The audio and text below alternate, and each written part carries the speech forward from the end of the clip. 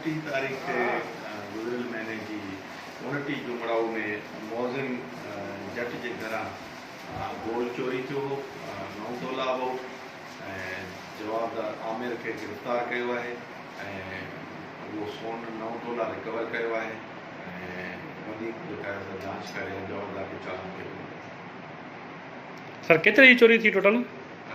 9 तोला सम्झो 10 खां 11 लख रुपया कैश वग़ैरह सर जो ॿुधो थी कुझु? कैश जेको हुयो 50,000 खनि हुयो ख़र्च करे छॾियो, कुझु वञी 31,000 के बैंक में पंहिंजो लोन हो उहा रसीद वञी उते जमा कराया, ख़र्च करे छॾिया।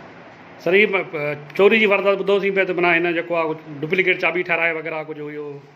न, हीअ चए थो डुप्लीकेट चाबी कोन्हे, हिननि जो रिश्तेदार आहे फरियादी जो हिनखे सॼी ख़बर हुई त शइ किथे पई आहे, सोन किथे पियो आहे ऐं किथां थींदो।